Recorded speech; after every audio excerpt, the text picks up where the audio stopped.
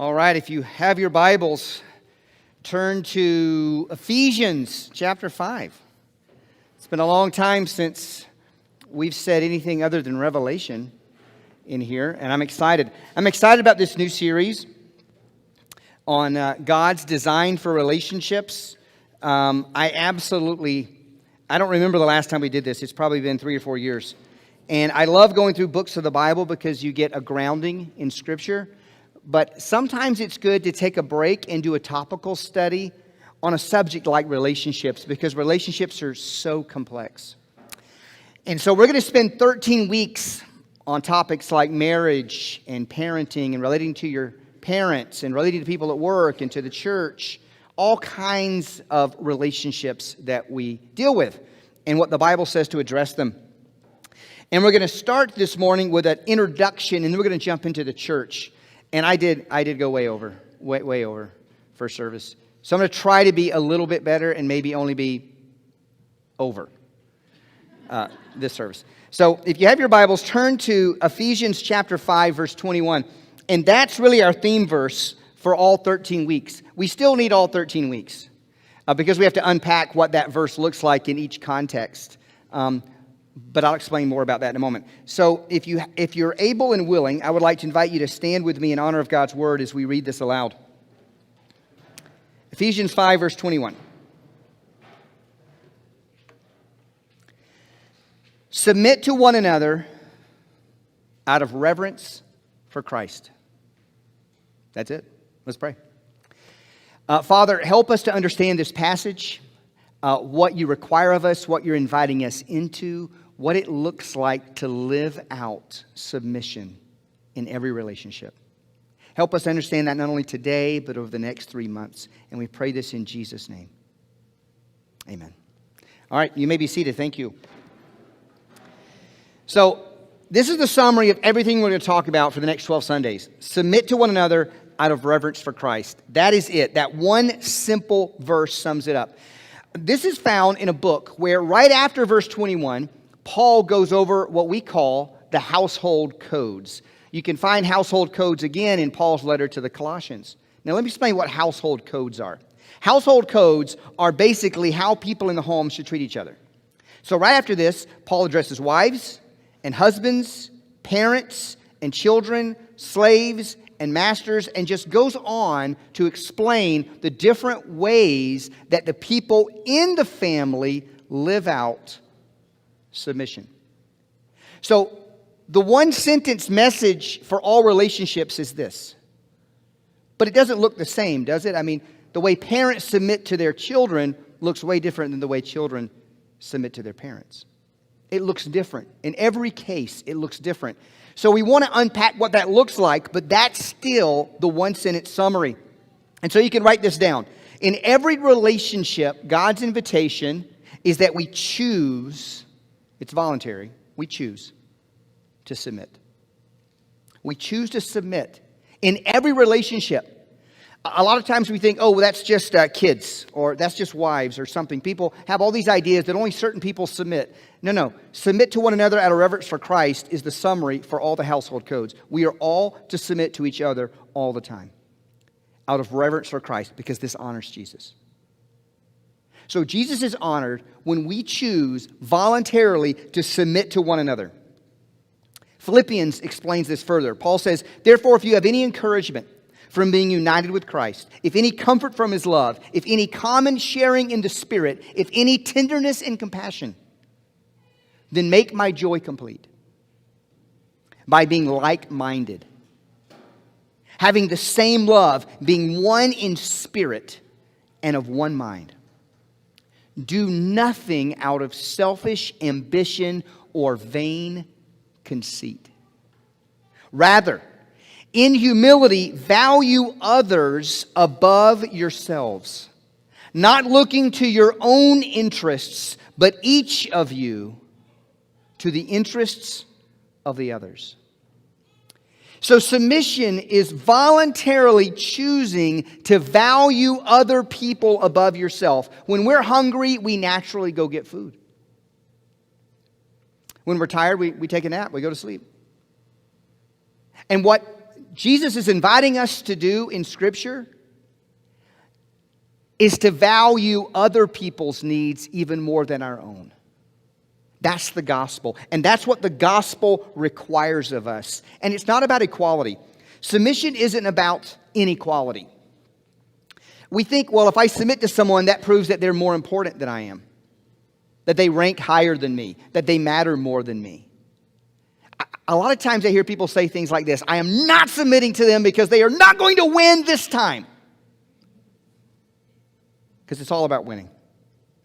Well, it's not about that. It's about choosing to come under another equal.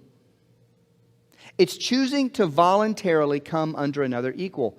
Let me explain this. The Father is God and the Son is God. And the Father is fully God and the Son is fully God. They are co-eternal with each other. But the Son voluntarily submits to the Father. Is he less than equal? Is the Son of God less than equal? No. But he chooses to submit. Why? And the short answer is, I have no idea. But it proves the point that there is order within the Trinity. And I don't understand why God the Son submits to God the Father, but I know it has nothing to do with inequality. It has everything to do with a choice, a voluntary choice that the Son makes to the Father. And God is setting us a model of what it means to submit to equals. Because every single one of us is equal to every other person. But we live in a world that's all about power. And we're affected by it. You can't not be affected by it. We're all about power in our world. Power handshakes, power suits, power seats, power. We're all about power. Cutting in front of each other in traffic. You know, people they have to get in front. They just have to get in front. They have to pick the fastest lane and get in front of the net. And I'm like, wow, all that darting and weaving, how much faster are they going to get there? You go to Costco, where's the fastest line? I got to get in the fastest line. Nobody cutting, no cutting, no cutting. I went to a restaurant the other day, and there was no host, and so we were waiting for the host, and some people came in, and some more people came in, and I'm like, the host isn't going to know, because we're not in a line, we're just kind of all horizontal here. They're not going to know, and if those people get in front of me, because it's all about power. And when Jesus came, he turned all of that on its head, and he said, in this world, it's all about power, but I tell you, it's really about choosing voluntarily to relinquish your power to others. And it goes against everything in us. You know, cops have gotten a bad rap lately because a lot of cops have done some really bad things. But I want to show you a picture that came out a couple years ago on someone's Facebook page. Her name is Jill Schaefer, and she lives in Michigan. And she called a Detroit cop, and he was driving by and he saw a homeless man struggling to shave in a puddle of water. So he stopped and he went up to the guy and he said, "Do you need help shaving?" And the guy said, "I really do." And he said, "Let me help you." So he shaved the homeless guy. Now that's what the gospel looks like. That's when someone in power realizes, I am not more than equal to this other person who has less power. You know, the unborn are equal to the born. The rich are equal to the poor. A kid in kindergarten is of equal value to a heart surgeon. Some of us are not more equal than others. And that's the gospel. That's the gospel. And when Paul said, submit to one another out of reverence for Christ, some people thought that was really subversive, because in the Roman Empire in the first century, you don't submit to one another. You submit to those who rank higher. And those who rank higher don't submit to anyone, ever. But it's not really subversive. It's just acknowledging two things. Number one, we're all equal in the eyes of God. All of us. And number two, there's an abuse of power all around us, and the gospel does not tolerate the abuse of power in the kingdom of God. Instead, those with power are asked to submit to the powerless.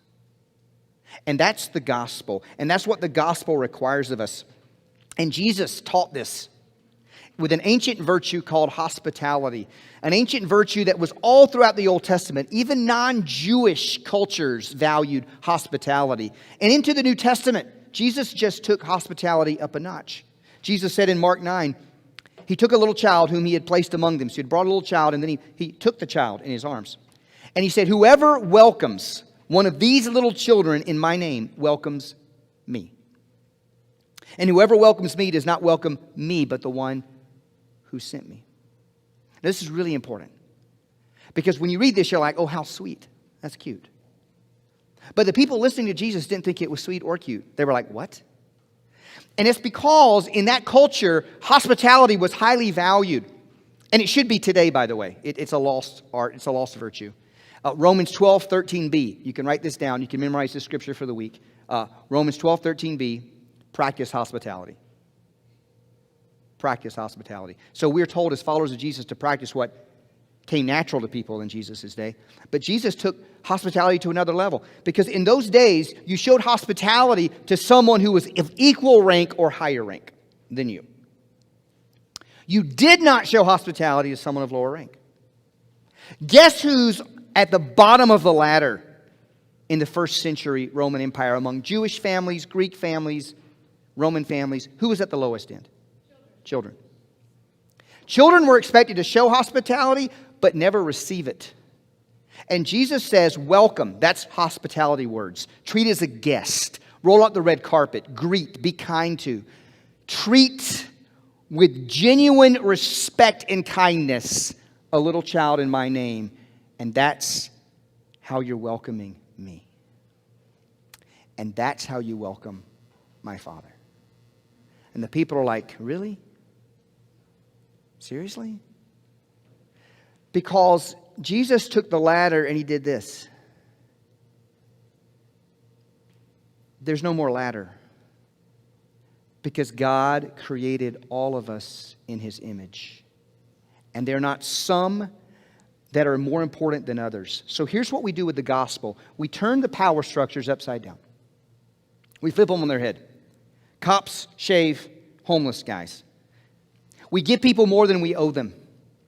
We're always keeping tabs. What do I owe people? What do I owe people? And Jesus says, shred that. Get rid of it. Give everyone more than you owe them. Who wants to do that? Nobody wants to do that. But Jesus lived it out.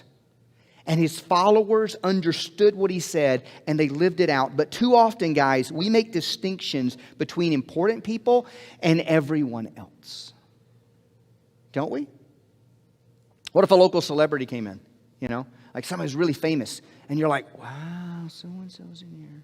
And you're looking around going, oh, we don't have an extra chair. Let's get an extra chair fast. Get an extra chair. You ever go to places, and you walk in the room, and you're like, who's speaking? They're like, Larry Fitzgerald. Larry Fitzgerald. You know, like he's famous.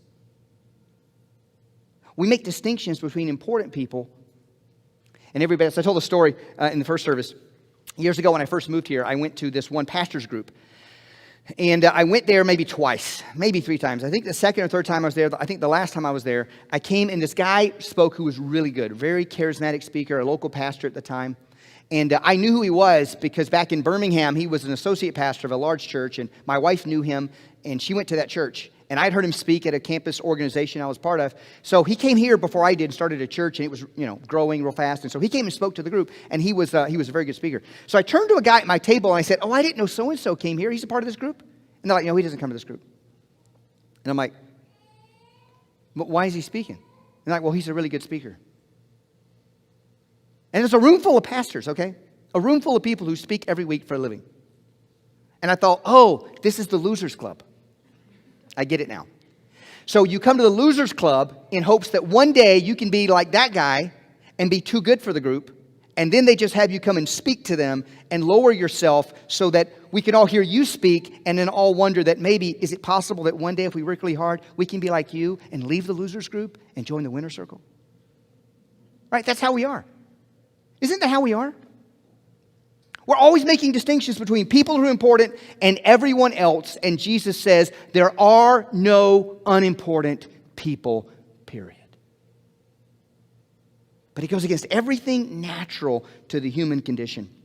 So that's the introduction to our entire series. Now I want to turn it toward the church. What does it look like to submit to one another in the church? Because we think, well, we don't submit to each other. We're equals. Well, of course, we're all equals. Everybody's an equal. You don't submit to unequals. You submit to equals.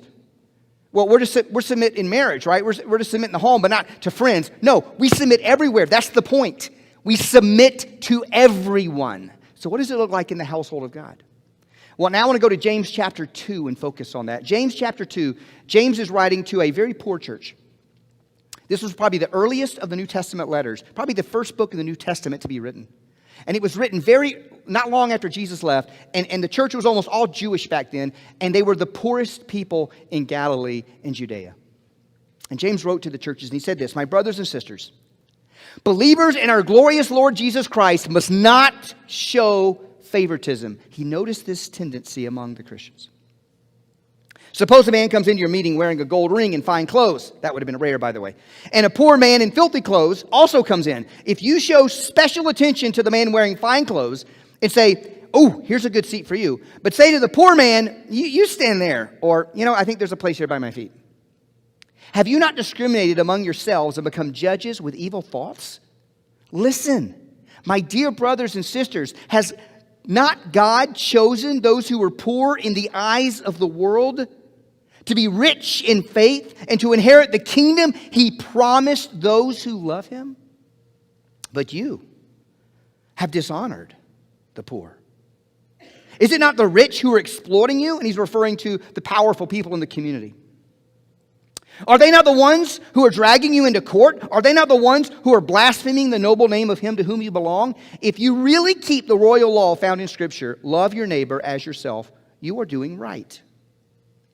But if you show favoritism, you sin and are convicted by the law as lawbreakers. For whoever keeps the whole law and yet stumbles at just one point is guilty of breaking all of it. For he who said, 'You shall not commit adultery,' also said, 'You shall not murder.'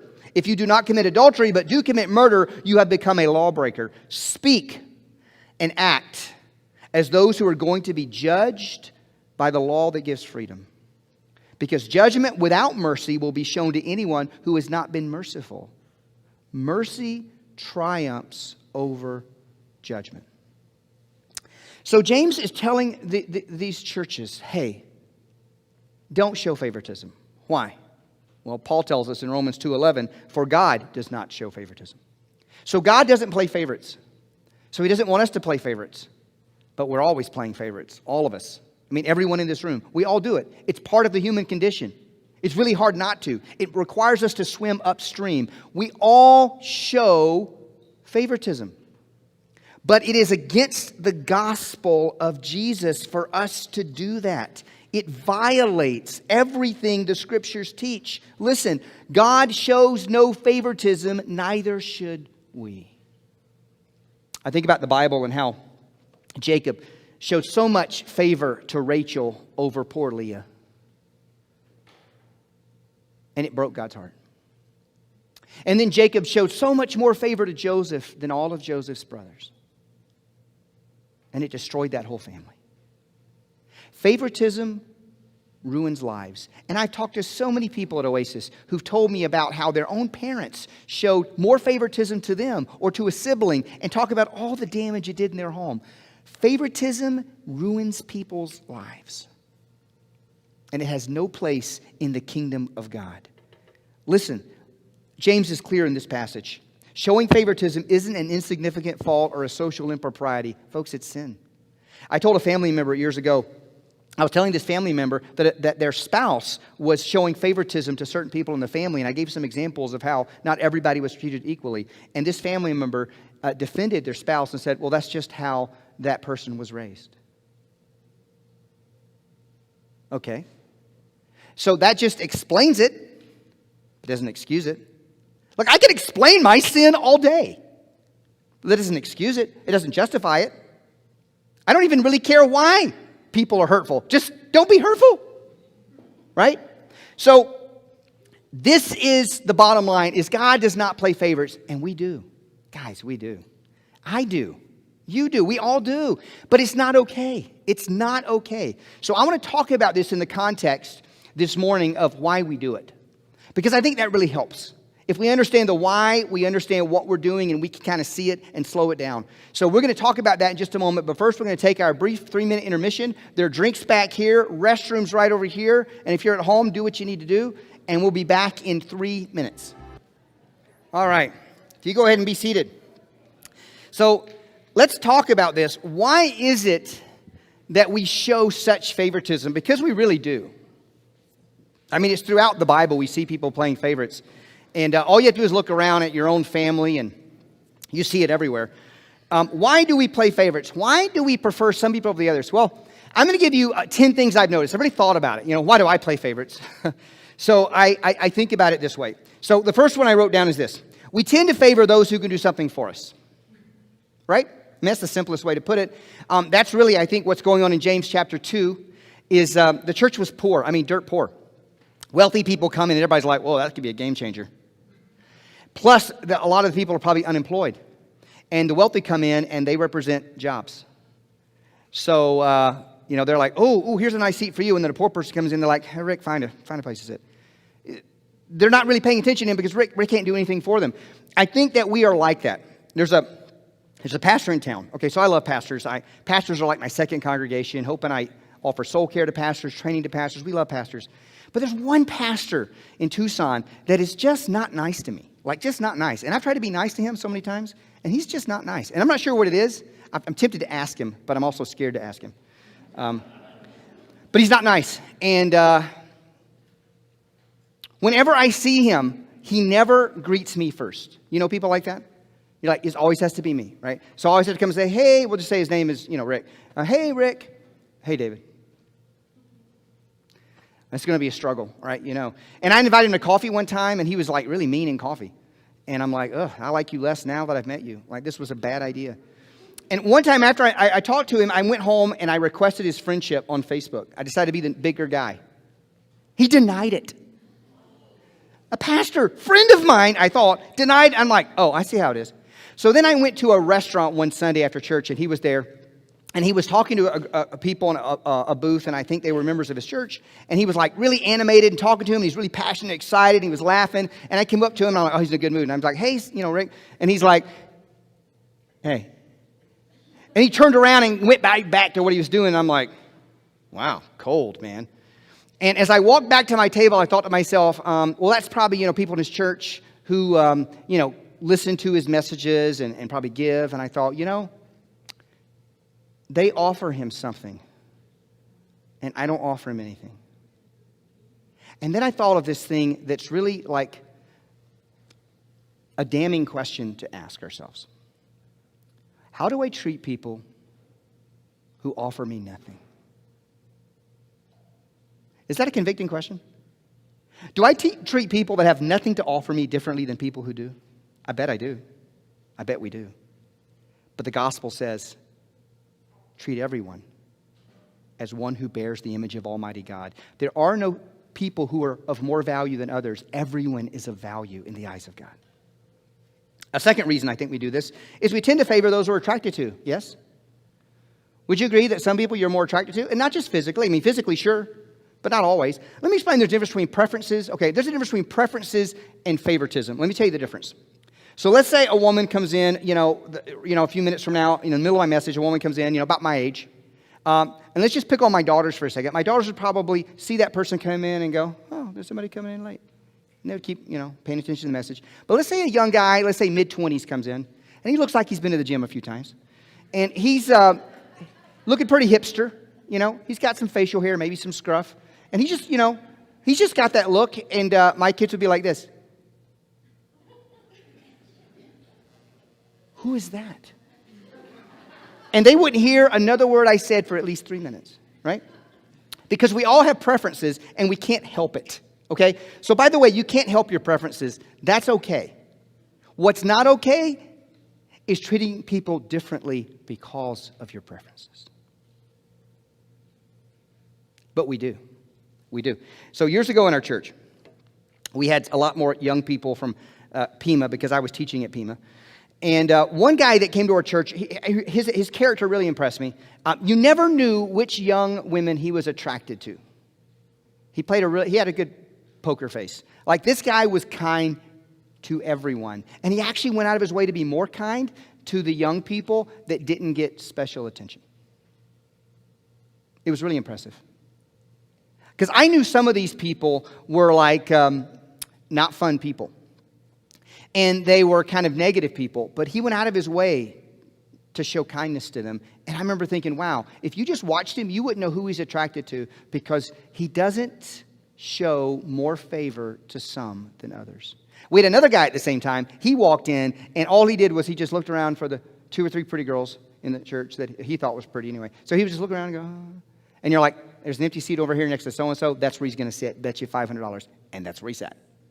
And then during all the service, he would talk to who? The girls he thought were the pretty girls, right? And he gave them a lot of attention, and nobody else got any attention. He wore his preferences on his sleeve. So the question here is, think about this in home church. When you count off for prayer, there are people you're like, I hope I get in so-and-so's group. If you're in charge of like picking tables, groups in a table, who's going to sit next to you? Who do you pick and why? Because the reality is we tend to favor people we like. Duh, right? It's okay to like some people more than others. It's not okay to treat people with special favor because you like them more. A third reason, we tend to avoid people who've hurt our feelings. Someone hurts your feelings, even if you say that you've forgiven them, a lot of times we just don't treat those people with as much kindness. We don't show as much favor to them because, you know what, they snubbed me once, maybe twice.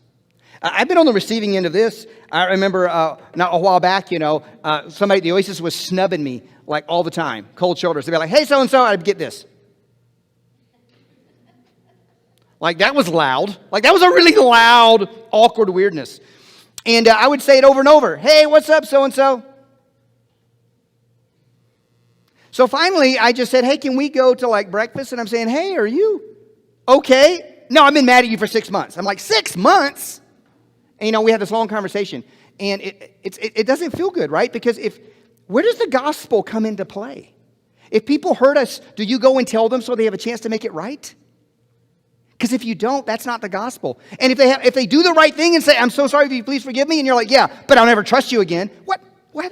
That's not the gospel. That's playing favorites. It's a good thing Jesus doesn't do that with us, huh? Because we sin all the time. Pandemics and the government encourage it. One reason we show favoritism is, well, the government said. And that sounds like a legitimate reason, because normally we're supposed to submit to those in government, right, the authorities. This is actually, I pulled this off of the Alaska Department of Health and Social Services website. You can go find it. It's up there right now. It says, families and households, the current advice is to keep your close social contacts extremely limited to your own family or household. Now, I don't know very many people, I'm sure there's some listening at home, who actually limit their relationships for the last 12 months to people in their home, because that gets old fast. So it says, if you do need additional support, yes, create an agreement with another trusted household, but keep your bubble small and consistent. Form a clique. Outside your bubble, continue to stay 6 feet away from others who wear masks. Treat them like scum! Scum! Get away from me, scum! Right? That's what the government says. The government says, create a clique and treat others like scum. And you're like, well, the government said so. Yeah, but what did Jesus say? Jesus said, don't play favorites. Well, David, that violates all science. Yeah, I know. That's why I got my shots. Because I'm going to violate science sometimes because I love Jesus more. I love Jesus more. I don't want to get anyone sick, but I also don't want to dishonor some and treat some of you better than others. That's one reason, I think. Another reason is this. We tend to favor those who pursue us. Well, who doesn't like it when other people do all the work? Right? Like, I love it when I can just sit back and let some of you, because you're extremely enthusiastic and passionate, come and do all the heavy lifting. And I don't have to get up and leave my table and go greet you, because you're going to come and greet me. But that's not okay. The gospel requires that I get up off my bum, I walk over to you, and I greet you. When? Always. Well, when is it? When do they get to do it? Whenever they want. I don't have to worry about that. I have to worry about me. And my job is to show hospitality all the time. Years ago, I was having lunch with Rod, and we go to Pastor Rod's a pastor of the village, and he and I have been going to lunch once a week for over 20 years. And for a long time, before texting, we would actually call each other.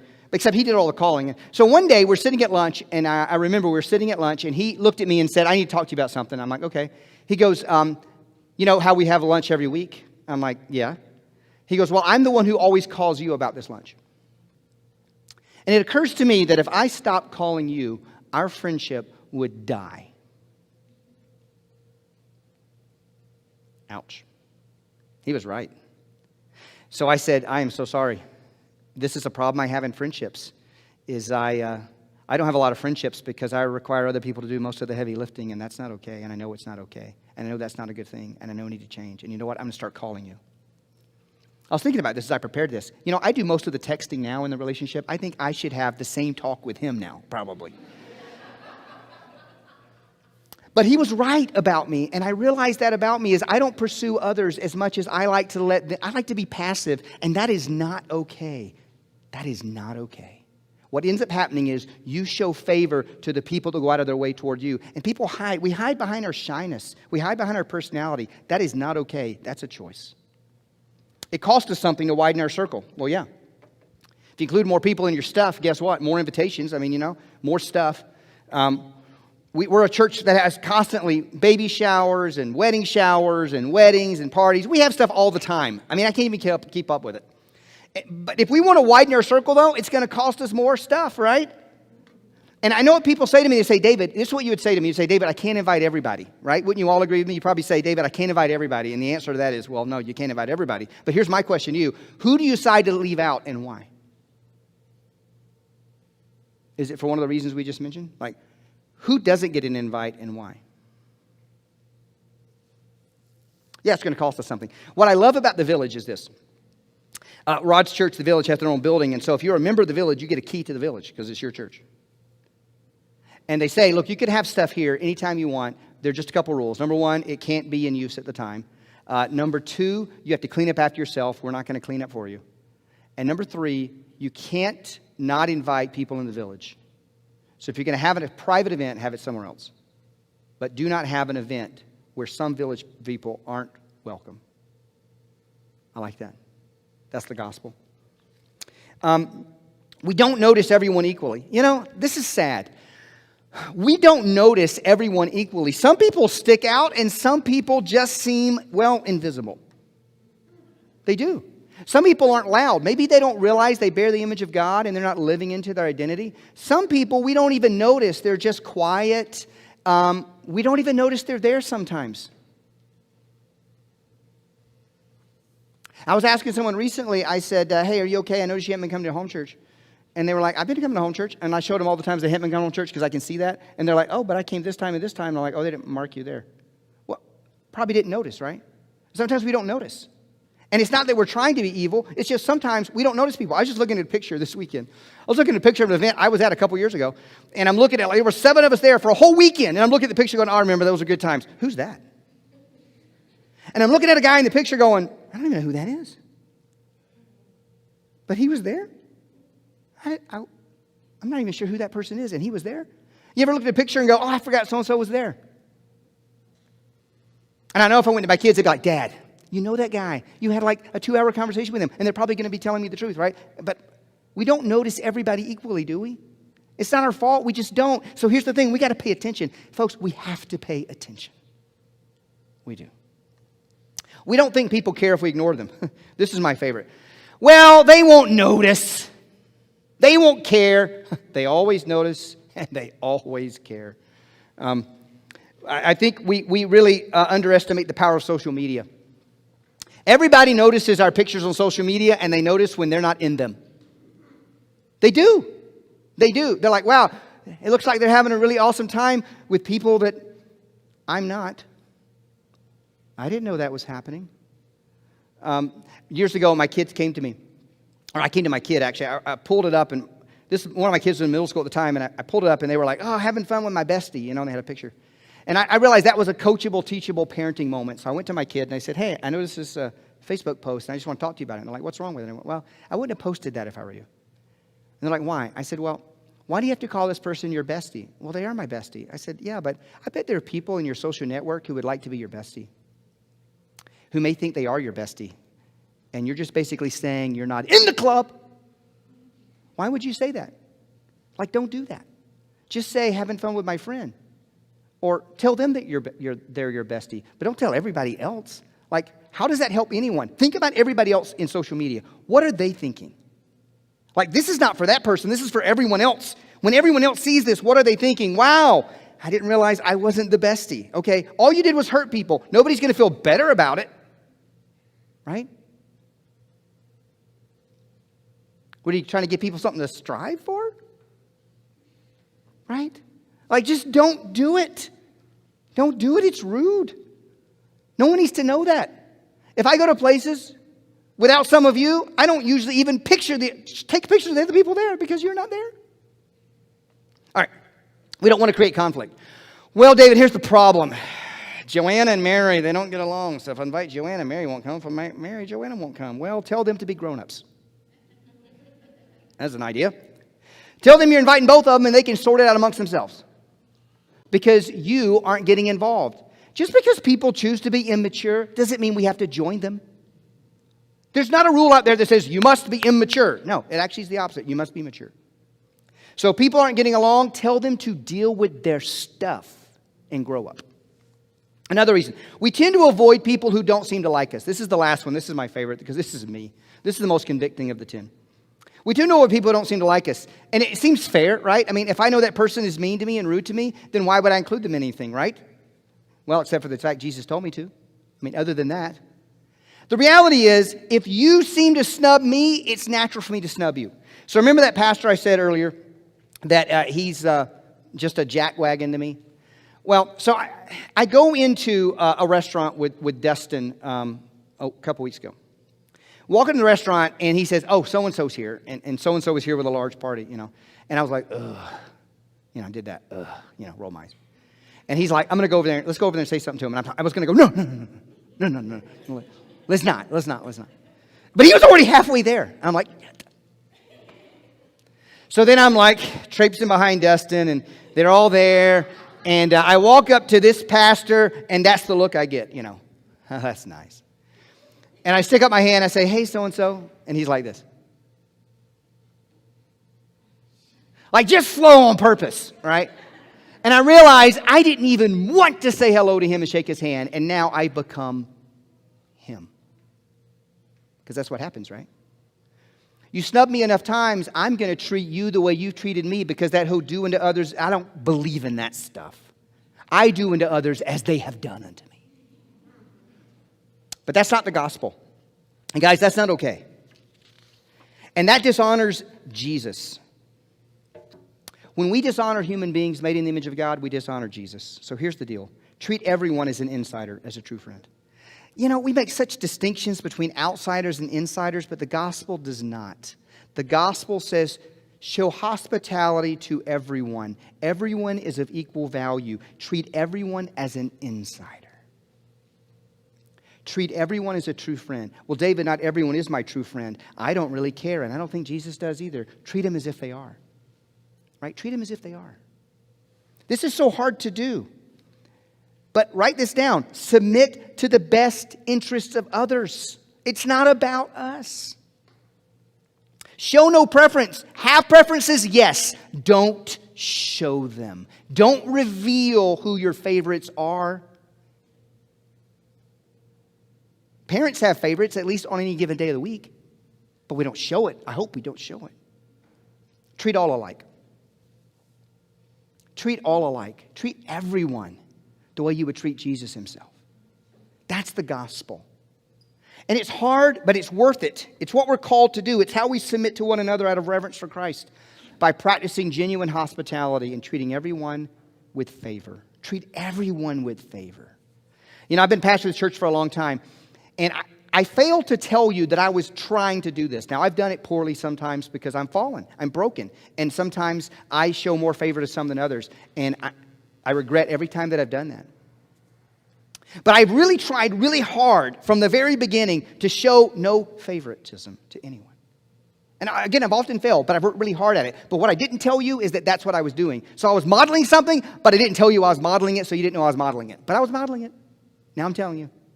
This is really important. Guys, this is really important. We're a family. We're a family. Years ago, there was a guy coming to our church many years ago when the church was facing that direction there. This is a guy coming, and some of you might remember him. I'm not going to say his name, but this guy was coming, and he was just mean, and he was grumpy, and he was just, I kind of never knew why he came, but he was just always mean, and he was always complaining, and he was always mad, and he wasn't happy unless he was miserable, one of those kind of people. And one time, I remember my secretary told me that I would go back before the service, adjust the lens for the screen, and he said to her, came up to her privately during church, and he said, "Hey, what's the pastor doing behind there? Is he drinking some alcohol? Is he drinking liquor? What's he doing back there?" She's like, I think he's adjusting the focus on the lens." He's like, "Okay, all right." So then I walk up to him. Back then we had a program, and he came up and said, "Pastor, I need to talk to you." I said, "Yes, sir." He goes, "You see where it says here, Sunday gathering? It doesn't say worship service, it says Sunday gathering." I said, "Right, well, we're just calling this a Sunday gathering." He goes, "The word gathering, that's the word the Druids used for their meetings. The Druids called it a gathering. That's a Druid word." And I went, "Well, it's also an English word, and it works, and we're keeping it. And I don't care about the Druids." But, he was always like that. He was just always trying to pick a fight. He was always being critical about everything all the time. And then one year, I felt like God was inviting our family to open up the doors for Thanksgiving and to let anyone who really didn't have a place to go that Thanksgiving to come and have Thanksgiving in our house. And I told my wife about it, and I was like, I think we should do this. And she goes, "Well, first of all, don't tell people if you have no place to go, you can come to our house. That's shameful. Just say, if you would like to come to our house, you can come to our house." I went, "Okay, that's probably better to do it. Yeah, I'll do it that way." She goes, "But do you have to do it at all?"